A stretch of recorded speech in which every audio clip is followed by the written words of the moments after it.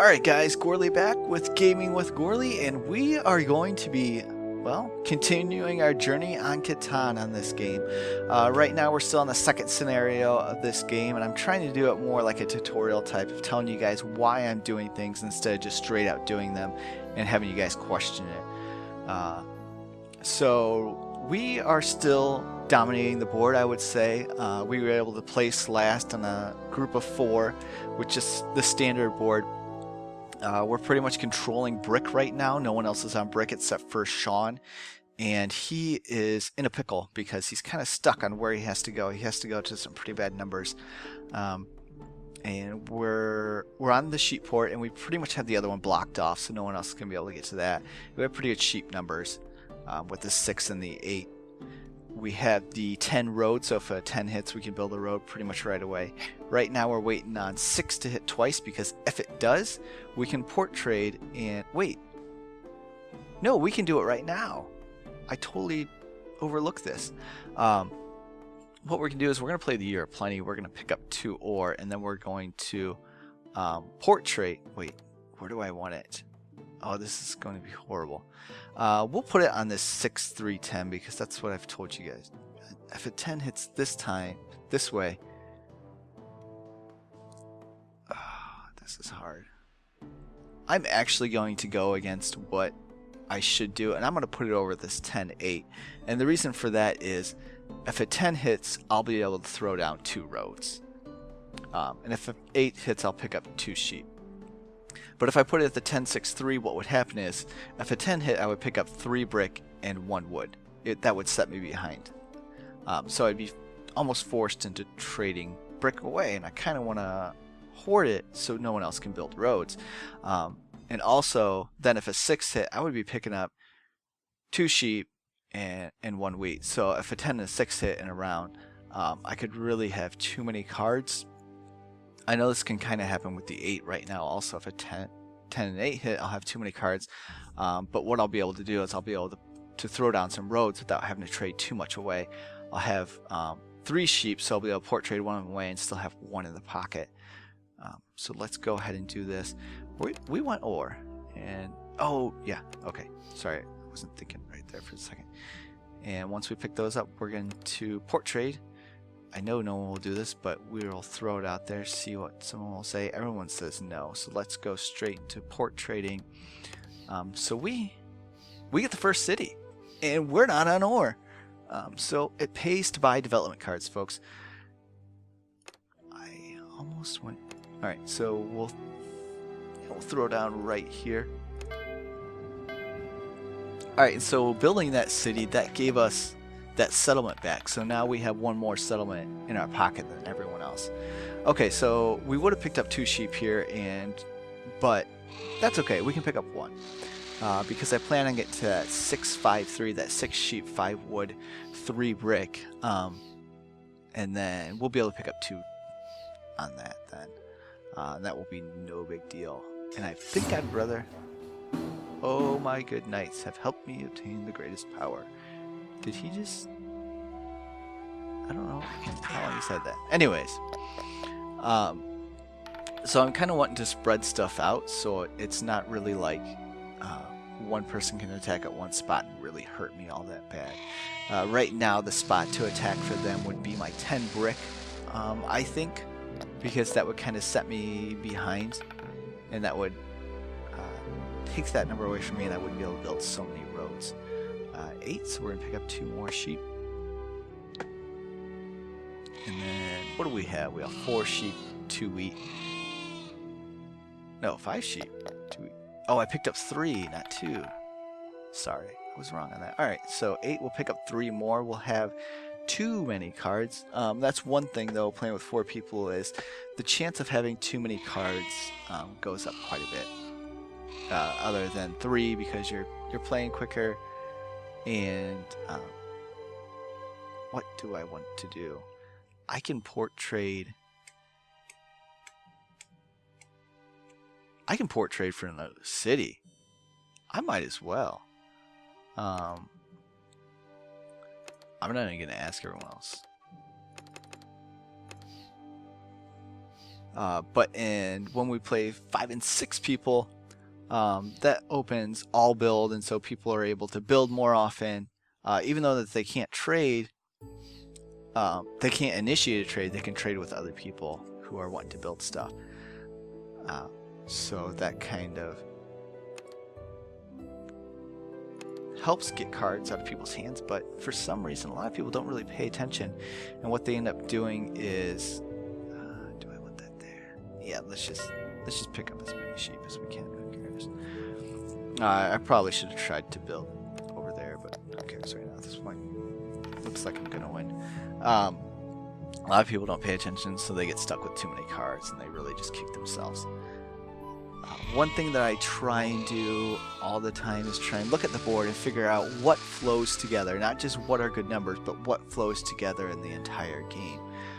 If there's patterns or things that match, I try and see those before I make any placements, because the last thing that I want to do is just make placements based on number and end up on just sheep, wood, and ore, because there's some stuff that you can do with that, but wheat is pretty valuable in this game. A lot of people don't realize that, and they're not going to trade it away, so you're not going to be able to buy those development cards. You'll have the wood, but brick's pretty rare, so you're not going to be able to get a whole lot of that. Pretty much what you'll be doing is just picking up a lot of cards and looking like a fool, and getting pretty upset. I played with quite a few people who, well, not quite a few, but I played with some people who do that strategy. They just go for the best numbers. I am robbed. Where did he rob me? Oh, I had too many cards. Wheat? I like wheat. I need one more. Yeah, we'll just give them all the sheep that we have. So people will place pretty much on numbers, and they won't really look at the flow. Oh, Sean is robbed also.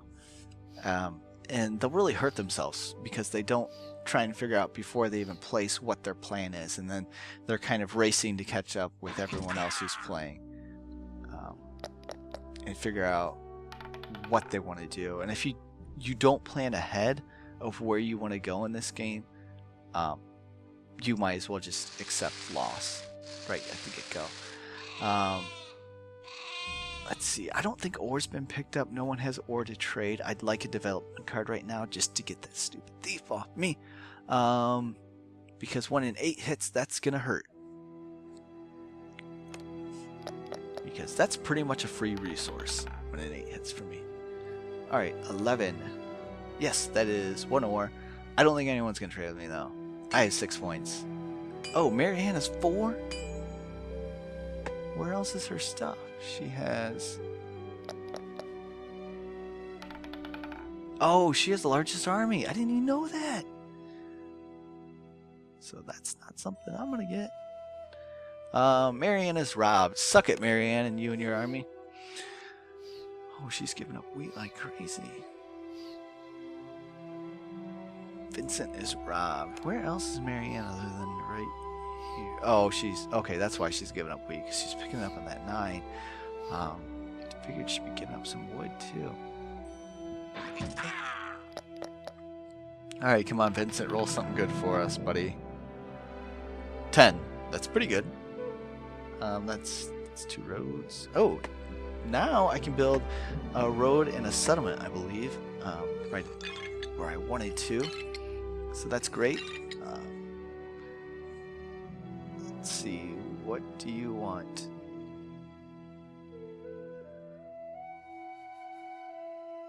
I don't know if I can do that.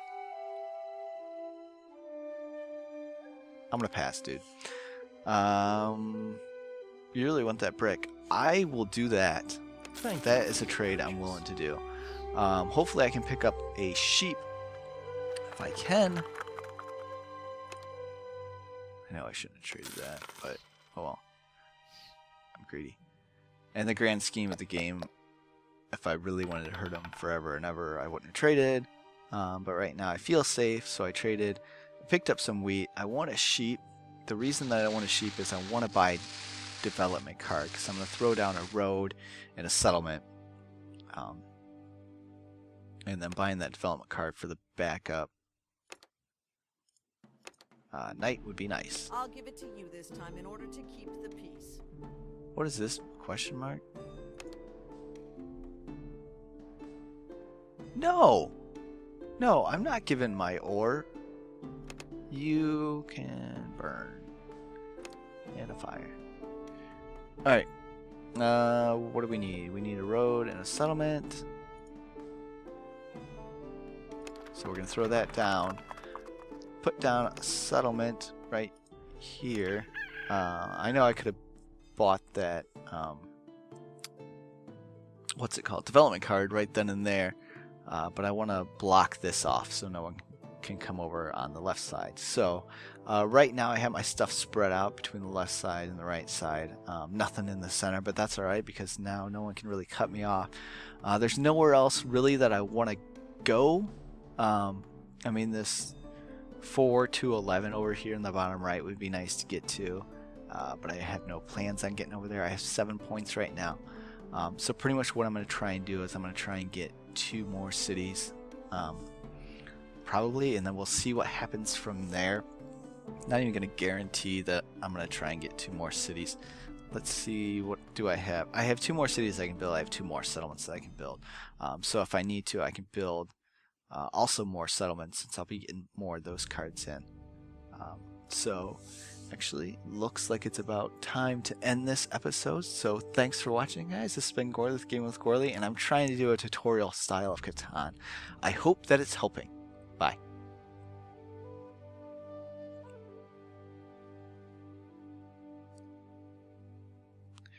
Alright guys, Gourley back with Catan, and we are kicking in teeth. We're taking names right now. We're against Sean, Marianne, and Vincent. Marianne has largest army, so she has 4 points.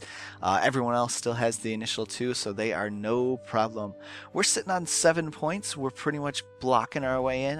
We're not really like blocked in that we have nowhere to go, but we're blocked in that no one can get around us, so we have wiggle room to kind of build wherever we want. We can't really move in towards the center. Everyone else has kind of muddied that area up already. So we're going to pretty much be staying on the skirts, the outskirts. This is one tactic that I like to use when the board is ugly, and that's what this board has been. If you build out, pretty much a good rule of thumb that I used to go by is build around the desert, and the reason for that is no one else wants to build around the desert. That's pretty much a safe area.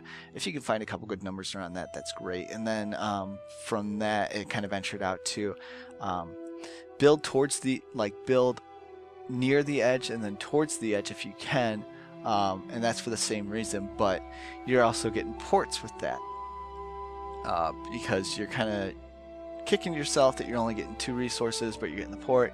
And so far in these last 2 games, the ports have been oh so valuable. So let's pass the dice. Let's hope that the thief doesn't get towards us, because we want to keep this ore. We're not on an ore, and it'd be great to have it. 5, that's, oh, we are on 5 now. We just got that settlement. So we're on that 5 wood. 5's a good number. I like 5. I think I've said that already. I'm not sure if I like 5 and 9 more than 6 and 8. This guy wants to, no, we will do it for nothing. 5 and 9 don't really seem to grab the thief as much as 6 and 8 do when you play with people. So that's one of the reasons that I like to get on those numbers. 6 and 8 are great if you can get on them. But 5 and 9 don't really grab the eye. The 6 and the 8 have the red numbers, as you can see. So people tend to pull towards that. They really want to give me a wheat. Newsflash, everyone. I'm on 3 out of the 4 wheat numbers, so I don't care. I got wheat right now. Be nice if you give me ore. You really don't have to give me sheep. Just give me ore, I guess. Really, I'm sitting pretty good on every other number. I mean, last time it would have been nice to have sheep. I have 8 cards. A road here would be nice. Where did she build a road? Oh, she didn't. I think she is pretty much trapped. Yeah, she is. Gourley's robbed. I hate you all. I have to discard 4 cards, so let's go 1, 2, 3, 4. No. Let's do this one. Yeah. Because she is at the 3. Okay, so What is what? No one's on this too. People are on this. Vincent's on that. Marianne's on it. Let's just stop that 11. It's the best ore number. I'm not on ore. Marianne, you're winning. I'll take from you. Don't expect me to invite you to the topping out ceremony for my next settlement. Oh. I wasn't invited to a ceremony. Sad, sad. Whoa. I keep pulling my cord. We have enough cards for a development card, and that would be great. So we're going to pick up a development card. We'll pretty much let roads come to us. We pick up a road building card. That's great. This would have been great for anyone else to have, so it's nice that we picked it up so they can't have it. I sound like an awful person whenever I talk about this game. Sounds like I'm mean and mean, which kind of I am during this game. So we're going to pick up a ton of cards here. We have 2 right now, so that we'll pick up, what, 4 more cards? And 4 cards that we can pretty much do not much with. We'll be able to port trade cheap away for ore, pick up another development card if we want. Or right now at this point, we'll be able to port trade for a city. Try and think where would be a good city placement. Over there in that 8-4 would be nice. But also, at 653. Oh, look at that. We just had to throw away cards in the last 7. Let's throw away more. So we're going to have to throw away, what, 5? 1, 2, 3, 4, 5, 3 and 2. Yeah, that's pretty good. We'll go with that. So that's just from 6 hitting twice, pretty much. So we had to throw away some cards for it. So that kind of sucks, but what are you going to do? Oh, they're going to throw it on us. And they took away our wheat. That's alright. We still have enough to port trade for another ore for another development card, which this game, either if we're not getting 10s, we're going to be buying development cards. Unless our number is set too good, and then we'll be buying a city. So let's see. Will you trade anyone for an ore? No one is going to. That's pretty obvious. So we'll port trade for it. We will. Oh, so if you get to that, we'll load. So we have victory point. This is great. So now we have 8 points. We can either throw down the road building, throw down a settlement if we get enough cards. That will put us at 9, and throw down a city at some other time. Or what we can do is not act a fool and actually go for longest road. So next turn, if I throw down the road building card, we will win. So it looks like I have, according to my guesstimation, about 2 more minutes on this episode. But this one will just run a little bit longer. And what we'll do is we'll just, hey, we picked up 10. We'll just finish off this round because there's no way that we can lose right now. We'll just finish off this round and we will get longest road and we'll call it a game. And then we'll look at the stats. So this one may be a little bit longer. But if you guys don't want to watch the stats, just cut out. I like to look at them just to see what all happened. I don't want to trade because I know I'm going to win and I'd rather just get this over with. In that case, This happens a lot worse with people, is people really want something, so they offer trades, and you can't really just, no. As much as you'd like to tell people, just shut your face hole, I'd like to go, you can't really say that because they want their trades, and if you tell them that, then they won't trade with you in the future.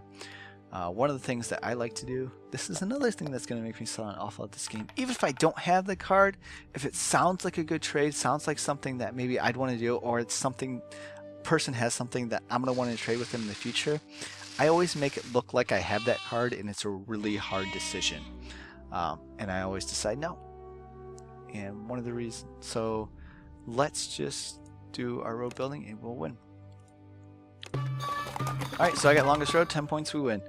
I'm going to have to end my turn apparently. Congratulations, you are Lord of Catan. So Sean had, what, 2 points, Marianne had 4, Vincent had 2. So Marianne got largest army. That's the only thing that these people did to me. So I picked up 1.6 cards per roll. and then they picked up 0.6, 0.5, 0.4, so hardly any. The robber took a lot of my cards. I traded a lot. I didn't trade the most, though, amazingly. We had 14 rounds. So let's look at the statistics. So playtime was 40 minutes. That's enough for about 3 or 4 episodes, I forget. We played 2 games. We played against pretty much the same people. We threw in Vincent that time.